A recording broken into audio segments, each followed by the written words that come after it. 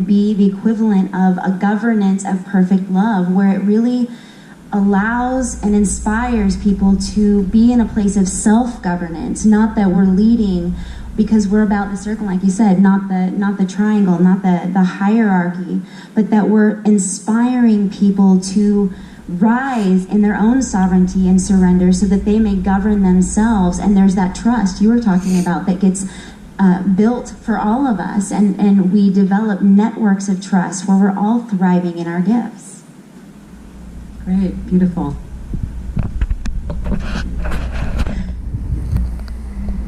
Sitting up here with all of you empowered women just brings my heart to a whole new level, because I've always been the one that kind of feels like they're all going and I still want to stay back here. And in the past, I'm going to use my language. Jen in her talk today talked very powerfully about how we use our language.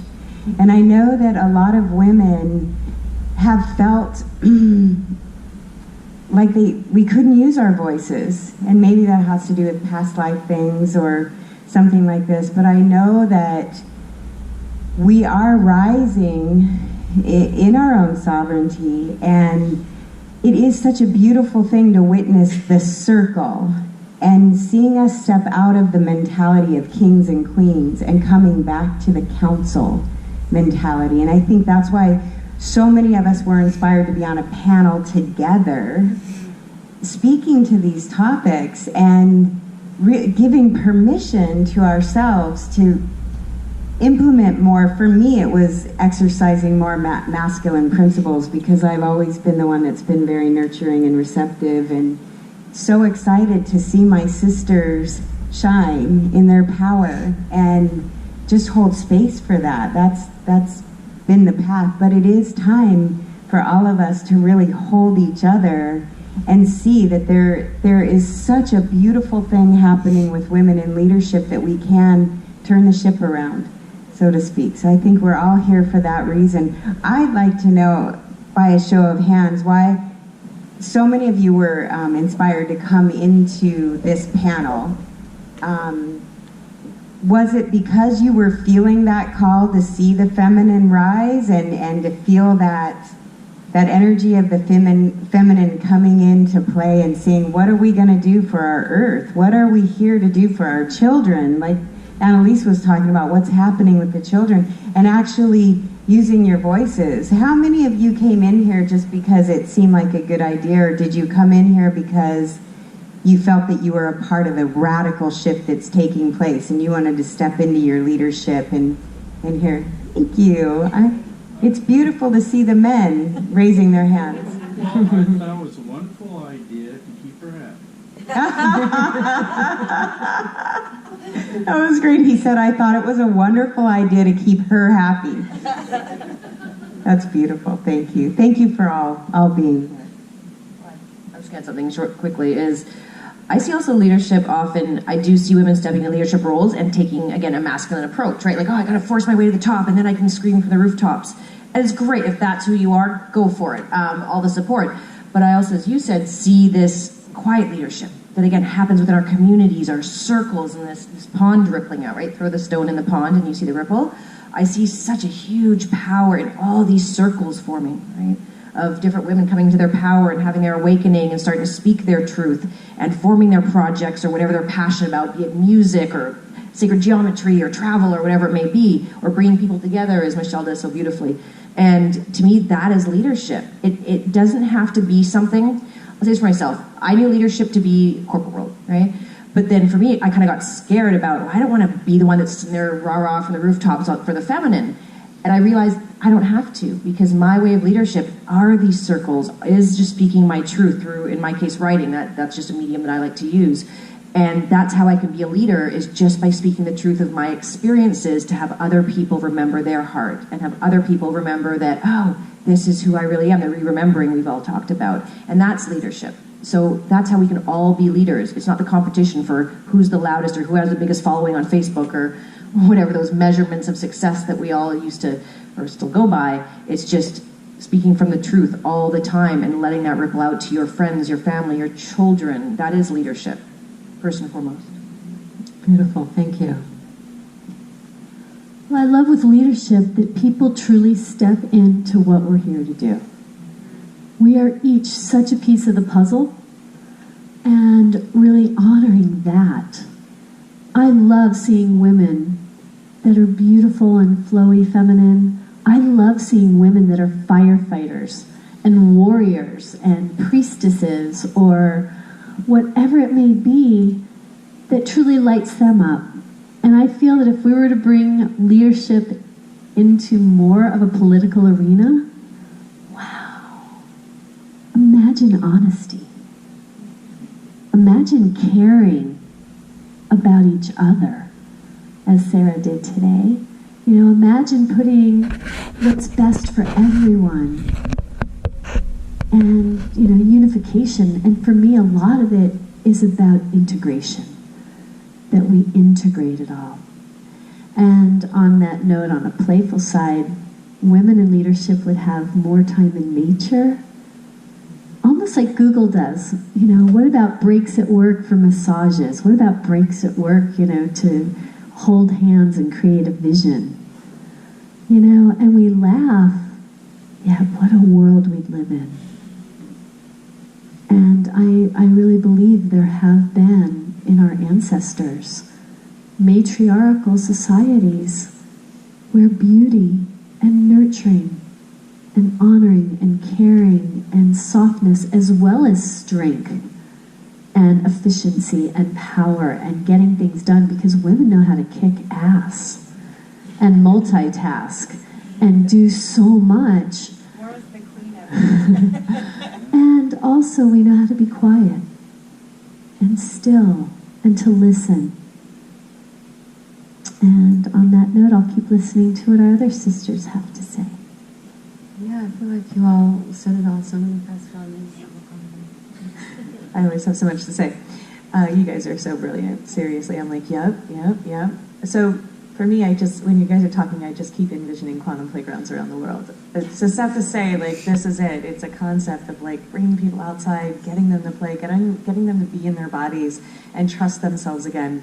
And I've had the honor of being the first empowerment coach that UC Berkeley hired to work with their top women in science and engineering and teach them the spiritual principles in alignment with the science. And it is such a privilege, and it brings so much joy to me. I feel so rewarded because I told them when they approached me, I'm going to talk about emotions. I'm just going to tell you guys right now. We're going to talk about our feelings, and we're going to talk about honoring our feelings, and we're going to talk about the importance of that. And they were like, yes, please. These students need so much support in that area. They've been so over-academically developed to trust only their cognitive processes that they cut off. They were fearing their intuition. And then it was going so well, and it has been going so well that they've asked me to work with the men too, because the men were like, wait a second, we want this too, you know. And it was so beautiful to see that it was only their top scholars for women, and then we opened up and had a happy hour where everybody was welcome to come. And the idea that the overarching theme that I saw was these young people, these kids, they wanted confidence. That was the main principle that I brought up, because I have the 12 principles that I work with for the feminine. And just the overarching themes, and confidence and courage came up over and over again. And this is why I've created these interactive play experiences so that people can really feel that confidence back in themselves. We were talking about language earlier, and virals, and these societal virals of like, I can't, and like not enough, and the lack. And it really is this embodied experience of overcoming that, and then they move in the world differently. Their posture is different. They're willing to try new things, and this is how we start to change and create that conscious revolution. It's through those practices. Thank you. Beautiful. So passionate about all of what you're sharing, and it comes back to feeling. It comes back to, for leadership. So to bring the principles fully in my story, I was totally petrified of power and being the leader. I truly came from and come from a culture where powerful women, and in my own experience, are stomped on.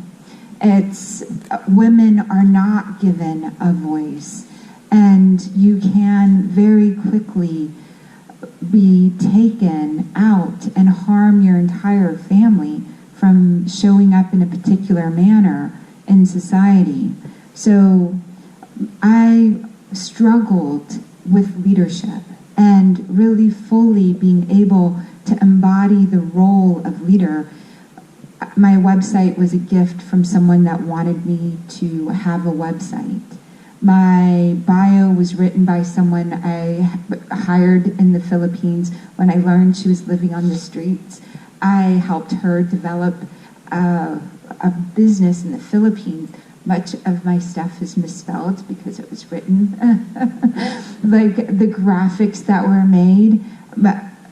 And this is since maybe 2003 to 2008-9, really not embodying the shaman grandmother wisdom that was handed to me, not fully recognizing everyone doesn't have the skill set to see things as I do.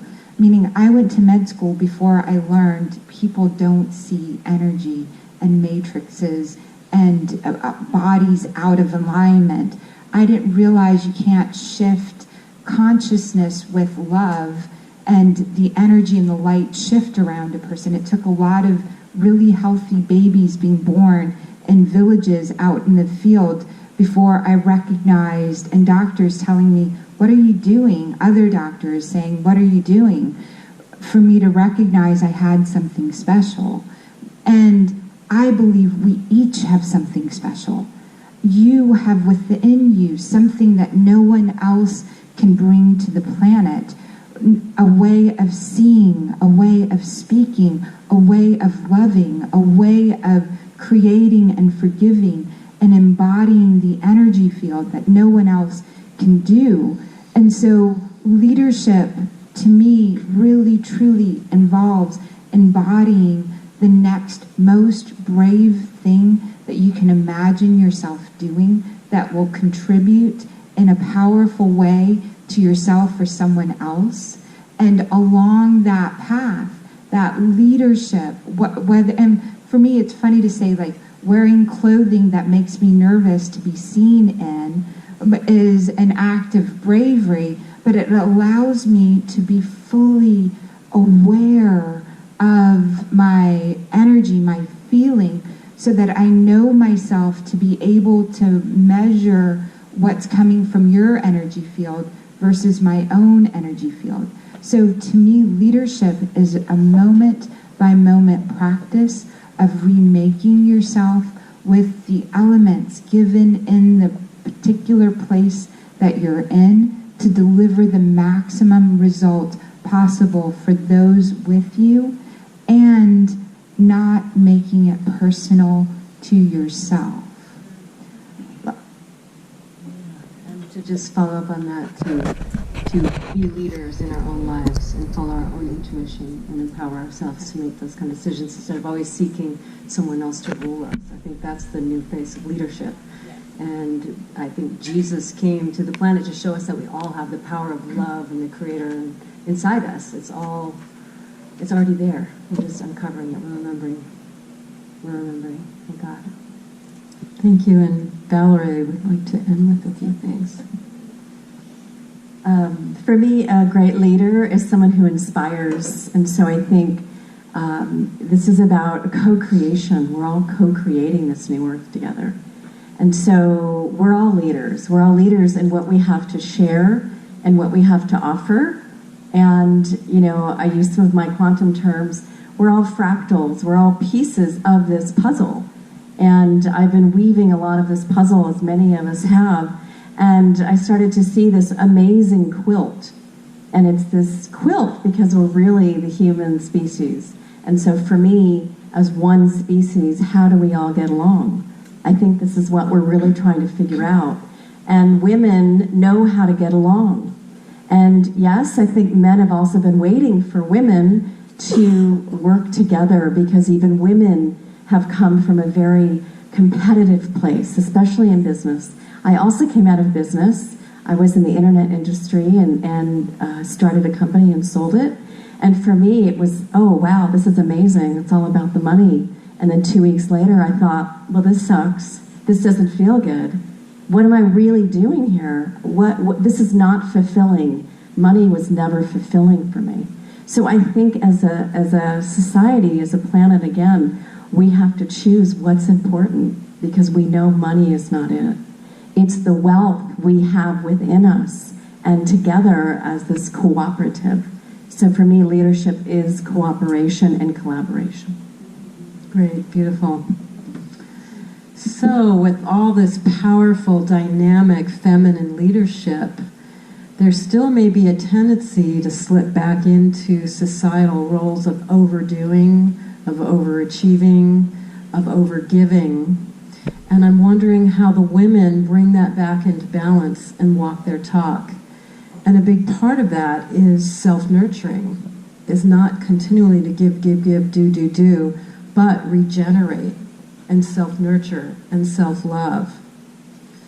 So I'd like you to share your lessons, your experience, what you do to keep energized. It's put your oxygen mask on first mentality, philosophy, so that you can really be sustainably the empowered, the divine feminine that you're meant to be.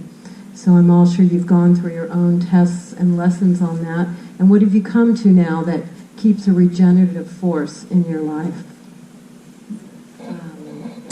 For me, also as a mom, I think a lot of people with children, this is challenging because, you want to come first, but then you have these outside, these little ones who really want that. So I think it is that balance of really understanding, you can't really give to others if you're not really giving to yourself. So for me, it is that regular self-care. It's getting massages or working with other practitioners and really going within to see, is this balanced? I know many of us take on a lot of commitments. I'll just keep saying yes to things. And then at some point, the energy is not there for me. And so it really is checking in every day. Is this in alignment with me? Is my energy here? And I've really gotten good at saying, even if I committed to something, the next day, if it's not in alignment, I will back out without any guilt. And I think that's another thing, is just being in that flow and honoring each other's space of, I'm not feeling it right now. So it's really radical compassion for yourself and self-love is what I found. Beautiful, thank you.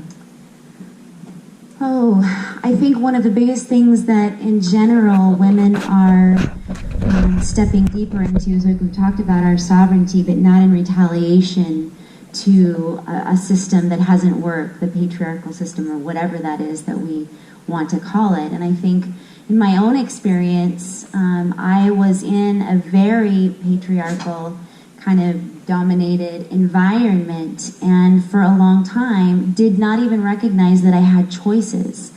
And one of the most amazing gifts that we have is the power of our choice.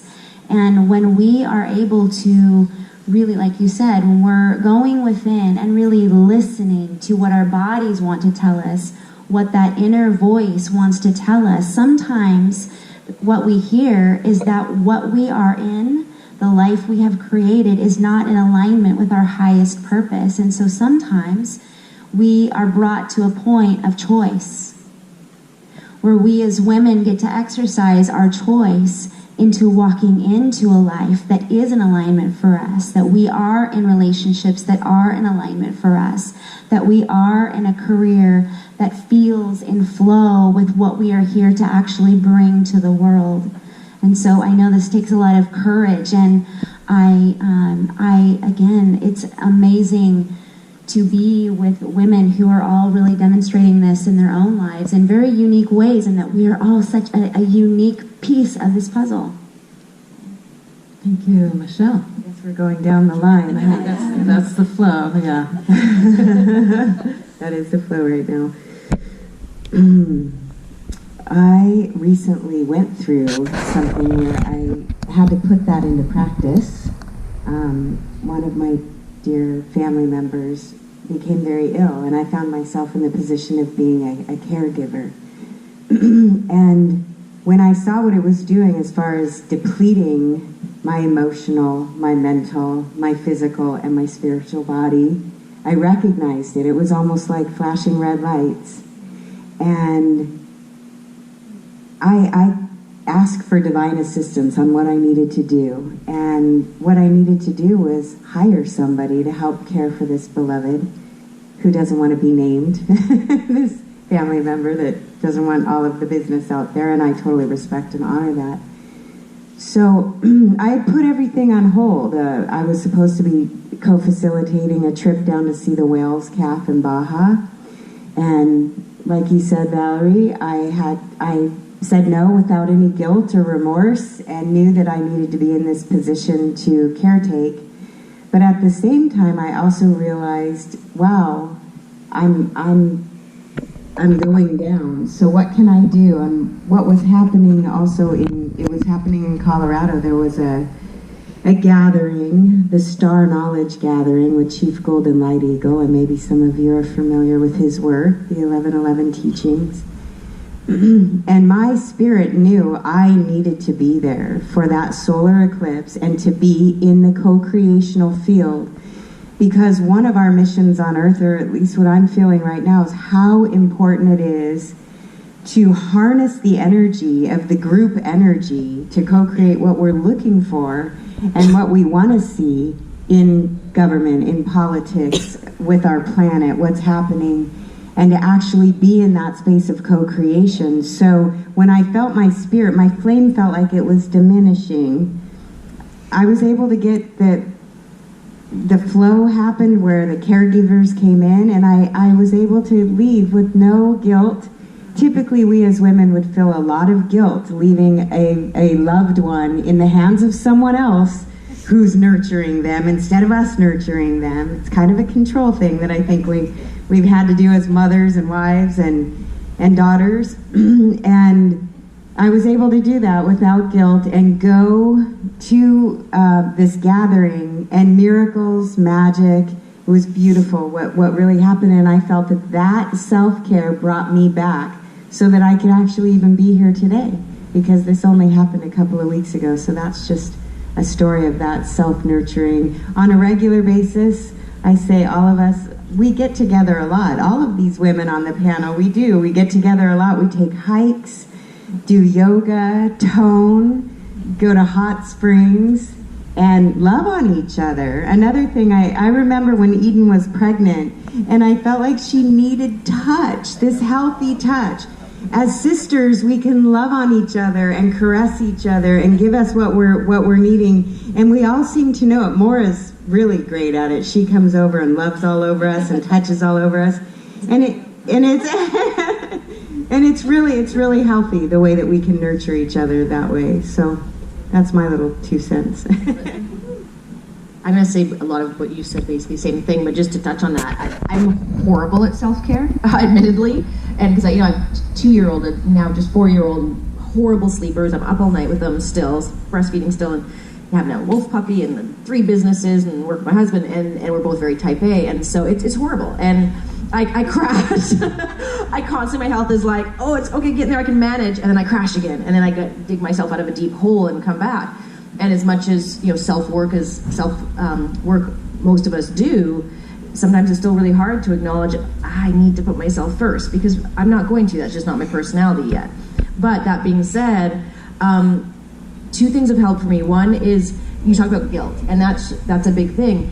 And I find for me it's forgiving myself for not taking care of myself. Because often for me, the stress that, oh my God, I'm not putting myself first. Everyone's telling me I need to do self-care. I'm going to crash. And it's like, okay, the guilt almost makes it worse. Because I get myself in this, that I'm guilty, yeah, right? It's self-fulfilling prophecy. So sometimes I go, you know what, this week I'm not gonna work out. This week, you know what, my kids are getting mac and cheese for dinner and I'm having a glass of wine and cereal. We're good. Right?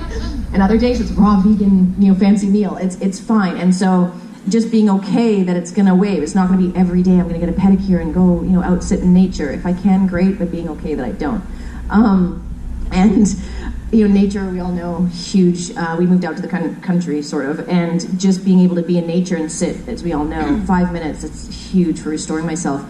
But you mentioned the coming together. To me right now, because I find I don't have a lot of time, when I do come together with other women in circle, that is like, oh, I forget sometimes how good it feels. It's just my body feels it in my womb space. And I know I had a women's gathering not too long ago, and for the first time, really tangibly, our dear friend Shelley, whom one of us know, she was there among others, and when the women left, I remember I woke up the next morning and like my womb space actually felt full. Like it was this like, whoa, what's going on in here? And I felt juicy again, and just even my husband, felt like I could hug him again and be like, hey baby, and I was back, and it was this just feeling of like, oh, I got that juices going from whatever the other women gave to me, whether it was just through touch or talking or sharing.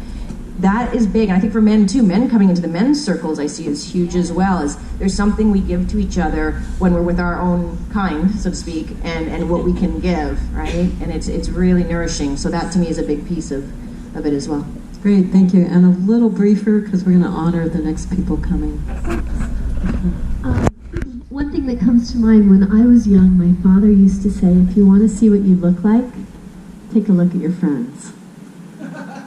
And, hey Sean, but that's such an honor to see these goddesses and all my friends. And on that note, part of the self-care is truly spending time with your friends. Spending, giving the gift to yourself to be with people that inspire you. And I love going to workshops, going to festivals, going to conferences, and learning and growing. And I love reading books or going to movies. And I also love quiet time in nature. And love time in hot springs. Love time where we can just play. And Sean's a big Disneyland person. Sometimes I'll head off to Disney. And, there's that level of play. And I feel that this self-nurturing is also the time to meditate and to pray, or to just do whatever brings your heart joy. And I'll close with saying, I was in a private session once with Gangaji, and someone said, hey, how do you know what your purpose is? And she had everyone imagine that they're at the very end of their life, and they look back on the most precious moments, and there's your purpose. And for some, it was whatever they'd accomplished, the book they'd written, or maybe it was, whatever it may be. And for me, what I saw was all the people that I had loved. And that's a beautiful way for self-care. I got thrust into a healing challenge, so I had to do self-care, and I'm just going to bring it up because it's a wonderful way to implement like a detox protocol into your daily life. And it's very challenging if you have little kids, even if you have to get to work earlier, sometimes you'd rather sleep. But I get up and juice celery juice to reset my hydrochloric acid, and then I jump on a rebounder for a little while to get my lymphatic system going. Then I go in and make some tea, then I do some yoga, and it doesn't have to be a lot. A little bit goes a long way. Then prayer and meditation, then I do a coffee enema and lay out in the sun naked because I live in Topanga. Then I go in the bathroom and I do some dry brushing to get my lymphatic system going, then I take a shower and I finish with a cold rinse. Oh my God, I feel amazing. I'm going to try to do it every day for the rest of my life. Oh, and if you have time, there's so many other things you can do, and you can also be just one of those things, and a little stretch or a little self-love or a little gratitude with God. It doesn't take a lot to tune back in before you leave the house. Little field of energy around you protecting you, and you don't even have to do that because you're already protected. It's just remembering. Just remember. You're so loved. You're love itself. Yes. Oh God, it's so awesome going right after you. Good job. So I'm going to just talk about radical self-care kind of quickly because this is like super duper important. I can't even stress how important this is when we talk about anything else when it comes down to reclaiming the feminine. It's like breaking free of these patterns where people run themselves into the ground and then wear it like a badge. Like, it drives me crazy.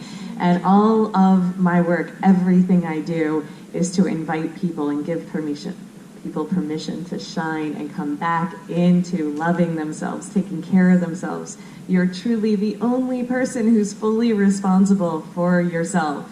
And so I'm just going to call it radical self-care because I spend 2 hours every morning as a service to y'all to be an awesome being. Because otherwise I will wake up grumpy and moody and off, and this is a comprehensive healing program we need to do, guys. We're talking about not only our food and our nutrition and cleaning our bodies, but our minds, tuning and toning ourselves energetically to know what vibration are we offering to the world.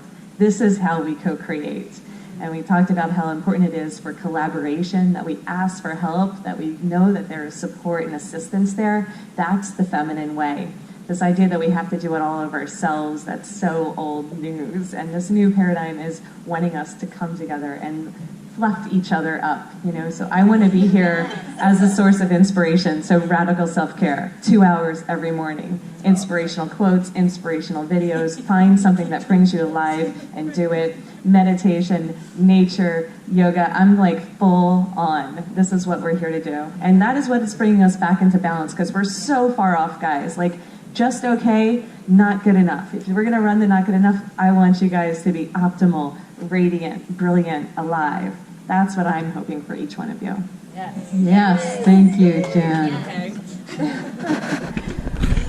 That's so beautiful. I have on my website a self-love and a dream body meditation that goes out. So self-love meditation, dream body meditation, so that your vessel is filled with self-love. My own mantras are never give from the well, give from the overflow. And what that goes perfectly with what you just shared right there. Now, give from the overflow. If you're feeling spun out or depleted, make a list of things that give to you. And so I have my clients sit down and write out a bliss list. They literally write down images, ideas, things, and until they bring their biology up to be able to wake them up to the bliss, to the joy, to that level. They carry around a bliss list, knowing the smell of a flower, the image of my daughter in the kitchen in her onesie when she was 4 years old. Just the image of that brings me bliss. Seeing you guys here is part of my bliss list going forward, to be part of this beautiful panel. The only thing I would have changed is, Debra, I would have had you share and answer all of the questions as well, because I believe you're such a powerful resource of divine feminine and all of the things that we shared. But for me, I would love to hear from you that summary as well. Mm-hmm. And one other thing that I would add is truly let yourself, let your past, let those stories not live in your body. Feel the emotion of whatever it is. Accept all that happened, and to fully, if you're not complete with it, create something outside of yourself to represent what happened for you, so that it's not carried in this vessel. So the bliss list, and our body becomes in balance when we create something we can't yet give language to. Thank you, beautiful. So I have one more very important question for this dynamic, amazing panel. And this involves bringing the men into the conversation, which we lovingly and compassionately adore the men. And what we're requesting is for the man to truly stand up in their dynamic, sacred, masculine power and support our rise into our leadership, support our empowerment, support what we came here to do, and be there for us. And that this sacred union comes together of the sacred masculine and the sacred feminine. The swords come down and this union comes at this very high level. And that also the masculine honors the feminine within themselves and becomes a bit more intuitive, a bit more compassionate, doesn't put down that kick-ass, because we love that, men, but really allows this flow, this balance to come between us. So I would love for the women to speak for that, from that place. It was actually explained to me really beautifully once, the masculine and feminine energies, as, you know, the women are like the wild flowing river, right? And the men are the banks of the river. And I know a lot of people have heard that analogy, but I think it's beautiful that there is, and it's not a controlling, it's just, oh, we're here to support. And to me, the beauty of the masculine of so many men is that provider and protector. And that it really gives us the freedom to then, just go be our creative, flowy, you know, big love heart, go out there and give that juiciness. But it's that strength of the men, to me, when they are in their power from a place of love and holding that protection and provider energy, is just like, oh wow, now I can not worry about that and go do what I need to go do. And to me, that's the beauty of when men step into that, and that we honor that. Because I see a lot of women, frankly, that also, you know, dual income families, woman has to, you know, work for a lot of money as well, and you see this kind of push and pull that can happen in families, and then the guy's not honored, the man's not honored for what he's providing, maybe because we want to be more at home or give more love, and there becomes this battle, right, that happens. So I just love it when I see the honoring both ways, right, that we really honor what strengths men have to come in and come with that heart space. And I see so many beautiful men stepping up that are just amazing and loving and in their power and intuitive, and yet so strong that we can lean against them, that you are often our strength. And I'm just going to say that, in often in a relationship. I know for my husband, there are times I'm like, I just need you to hold me, right? I'm just done giving, and just be able to collapse into that is such a gift that men give us. I can do it with my girlfriends too, but there's something about our male friends or male partners that is a source of strength for us that we need to honor. Beautiful, thank you. This is our favorite topic. Oh man, we call our home the Temple of Grace, and our upper room is the inner sanctum where we do all of this work together, and, you know, have really diligently broken into these places where not only is the feminine maybe not honored sometimes in the masculine embodiment, but where we as women are in resistance to our own inner masculine. And I think a lot of times what happens is in our survival mode, as women, we go into our masculine, but it's not our healed masculine. And it's not in respect to the masculine within us. And so our work as women to encourage, and because what we're doing is we're kind of shimmying each other up in partnership, really. As the men are rising, the women are rising, and it goes back and forth. And so as women, I think it's really, really important to recognize where within ourselves are we still resisting the inner masculine? Where are we resisting those archetypes that may have wounded us? And come to peace with that energy so that we are really in balance. And when we're in our masculine, in our structure, in our creation, that we're doing it in honor and not resistance.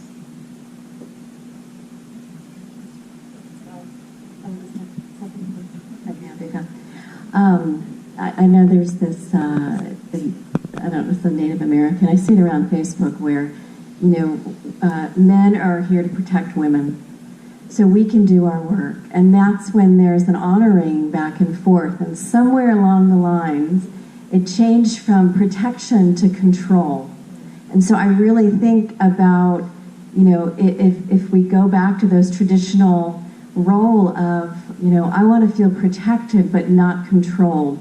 Is it a fine line, or is it's something that was developed over the years that men felt we need to control this energy? And so I think really returning to this honoring of what the feminine means and that flow. And so, you know, giving us that space so we can do our work. I really feel that strongly. So I'm excited to see that. And I do see more men. I'm working with more men. I do see more men really understanding the feminine principle and not letting go of who they are as fierce masculine and protectors. And so I say protectors of Gaia, warriors of this planet, and warriors for us to let us do what we need to do. Thank you. Wow. I want to say thank you. Thank you to my husband for honoring me, and supporting me. And thank you to each and every one of you men here for holding that mantle for us to be able to find our voices again. I know. I'm the water. I'm known as the water lady because I do take people out on the water, and I've been told that the reason why I cry so much is because I cry for the people who can't. But I think there are a lot of women who do. We hold that space, and there are a lot of men who don't cry. So I think we women are finding that we're shedding tears for all of those who can't. We're thanking our men, and I'm finding that my husband cries more than I do lately at movies. So it is all about the balance, and thank you. I think there might have been a little bit of a misconception when I was talking about the Women's Conscious Revolution panel and seeing people's reaction to the women's marches.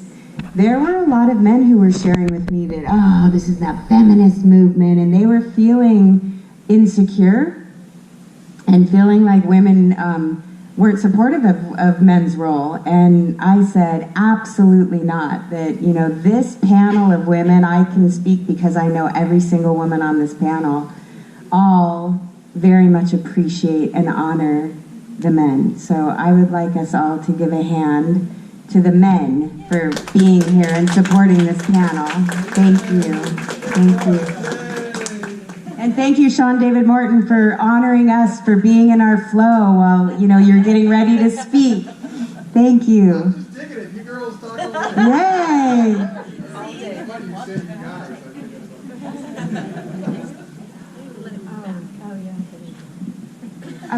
Thank you. I love that our men are being honored, and especially for me as a woman that learned to speak in the space of my divine masculine husband. And it's such an incredible experience to be in a relationship.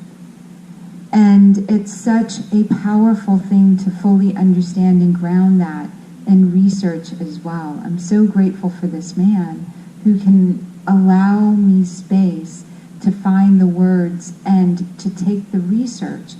250,000 men, studied by men, shared that all they care about, 250,000 men, and the study, men can understand men, women understand women. So men searching and taking in this information, men are so simple. And the most beautiful thing, they want respect and appreciation. Their biggest fear is being shamed in public. That's respect, appreciation. The next level is intimacy. We break up the words intimacy into me you see.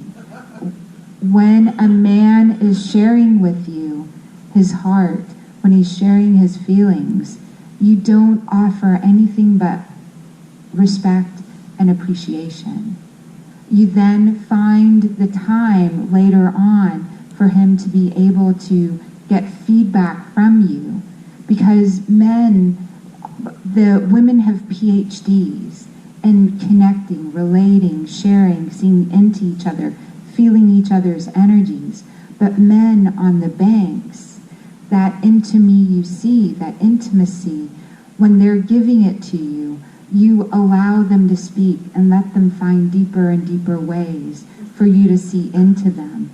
And sometimes the divine masculine needs physical touch, intimate touch, to be placed back in his body prior to being able to let you have the words that will help you connect and see into him deeper.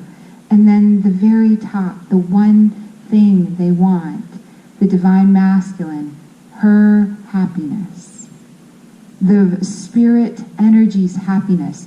The more clear she can be about saying, this makes me happy, this is what I want, or this is the next step for me, the more clearly she can deliver that, the easier he can get back into receiving her respect and appreciation for taking out the trash, or letting her talk for hours, or whatever it is. It takes a very strong man to listen to a woman and deduce what it is that she is asking for. And I put that in divine feminine and divine masculine terms, hopefully, because we're living in the divine masculine element right now. And allow the feminine to become the vessel within the structures that have already been created to heal what's possible for all of us. Thank you. And we started the panel a half an hour late, so we're just going to go a few minutes over. And did you want to say something, Jim? Oh, sure. Well, I'm just going to take it in a slightly different direction and just honor the fact that we're in this dynamic co-creative dance of changing the structure of relationships between men and women and the roles that they're playing.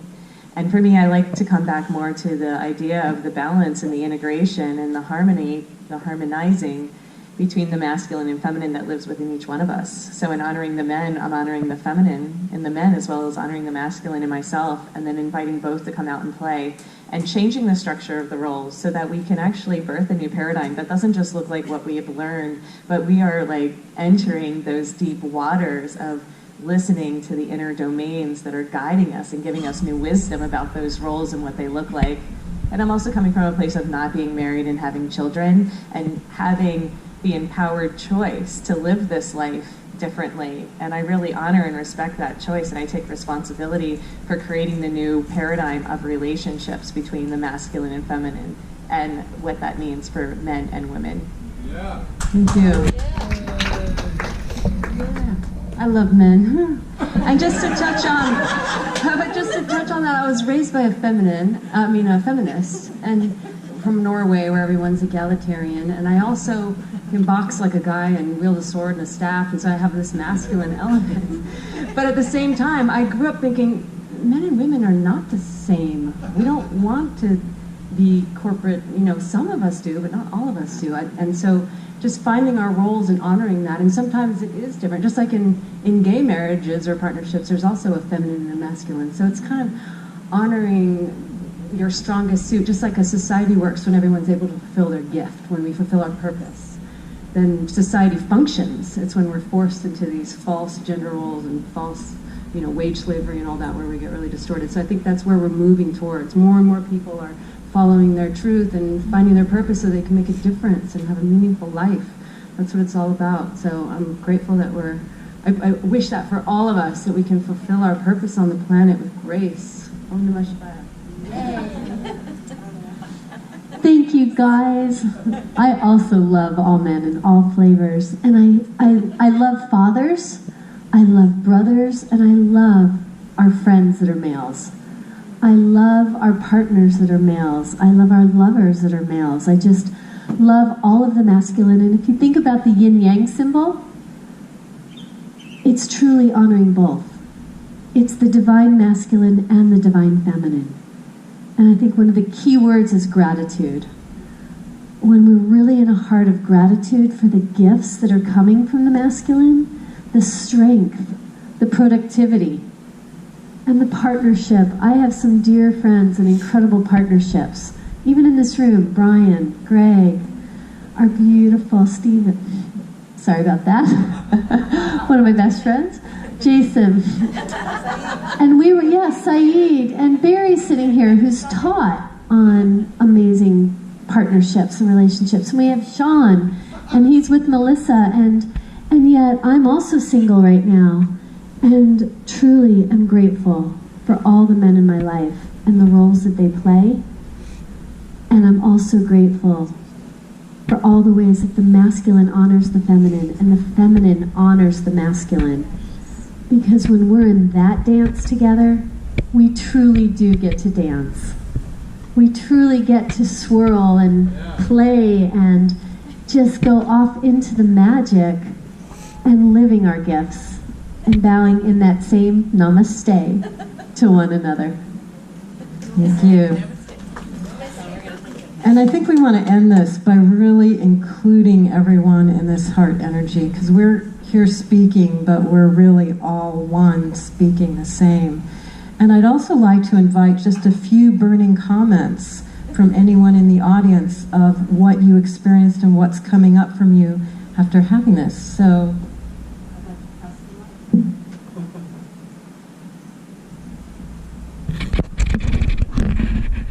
Well, this lecture is talking about sacred geometry and female power and energy in unified field. I've just made an observation based on sacred geometry. One woman can do certain things. Two women is twice that amount. That's 2 to the first power. Add a third, that's 2 to the third power. We have 9 beautiful women here all working together. If one person can generate 1,000 watts, we have 512,000 watts worth of female energy here. Jen, am I right? It's about 400 horsepower? That's a lot with just 9 of you. You get one more, you just doubled it. So you folks can do anything you want if you just stick together. Woohoo!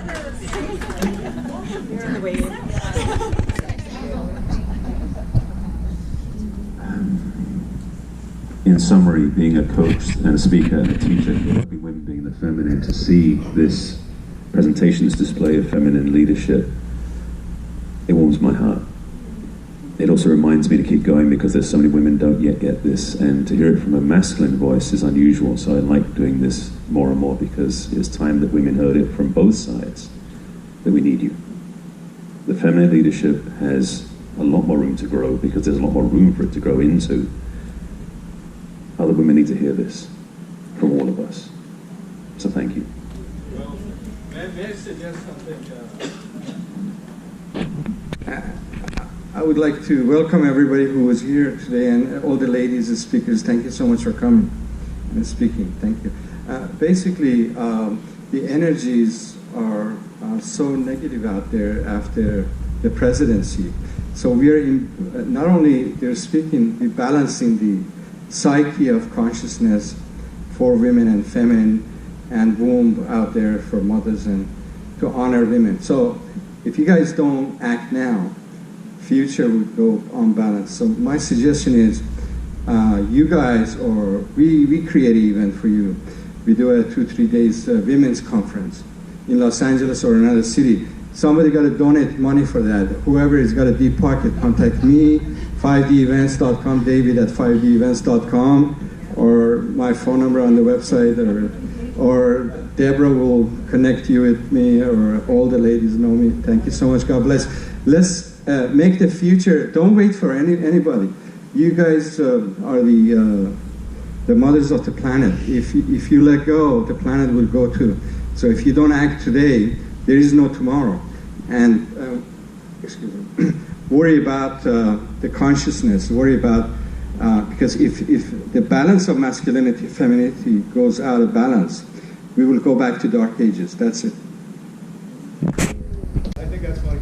And the 9 muses on the panel, so each one of you has a different talent. Who do you see in the media? And I'll just throw this out there. There's some questions you can chew on for about 10 minutes.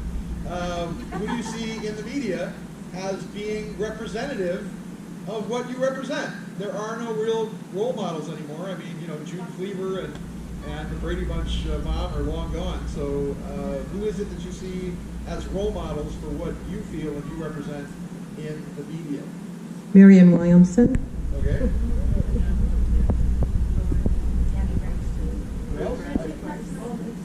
Well, there's so many, but I watch TV. Yeah, all of them. That's what I was going to say. My initial response was, we are that. And I think that, you know, being that we live in Los Angeles, in the capital of the world for media creation, for creative media creation, what we are birthing here is something that will shift the planet, because we have all come in, you know, somebody just mentioned, you did. We are the muses with the gifts of all different kinds to bring this truth to the world. Yeah, I'll just add that I think there's, of course, you know, the big people in media we may see, whether it's political sphere or celebrity sphere. people may not like this comment when I say like Angelina Jolie. I think she's made an amazing shift from who she was to what she's representing in the world out there with her work and with the UN and their children, and even her movies that she's doing now to really get the voices out. But that being said, I think the media, right, we all know has shifted. The landscape. It's not just about the one to many anymore. It's not just, the big networks putting out whatever celebrity or head speaker that talks to the masses. It's this social media network that is so powerful. And every day when I'm online, I'm seeing amazing videos. A lot of people on this panel produce their own videos and clips or YouTube channels or Facebook channels or whatever it is. So to me, that's the powerful feminine coming out through the media, however you do it. But that's powerful because there's thousands of women, thousands and thousands, and men too, putting out these little video clips that even if they're only influencing 500 people or 1,000 people, that's still 500 or 1,000 people that are getting this wisdom coming through. And to me, that's so awe-inspiring when I see that. Media is all of us. Even one person is right? one soul in the planet. Absolutely. If you've changed one person, job done, right? I just wanted to acknowledge Debra Giusti, who's a huge inspiration in my world, and how she is a role model for so many. And I actually really honor your question because I felt the same way growing up, that I didn't have enough role models, and that's why I wanted to become one. And I'm just naturally born as a leader. I don't think it is for everyone. We can develop it. But Dr. Sarah is also an incredible role model at the other end. So we have these incredibly powerful, strong women that you might not see in the movies, but they're showing up in social media, they're showing up in the day-to-day, and sometimes the feminine shows up a little bit softer, like Byron Katie, who was mentioned earlier as well. But I have to just say, I love Oprah. I'll just say it, because I love Oprah. Come on now. Oprah is my superhero as well. And then Maya Angelou. I could go on and on, but I do really honor your question because I felt like I didn't have enough role models, and so we're becoming that, and we invite more women to step up into that. Please. Thank you.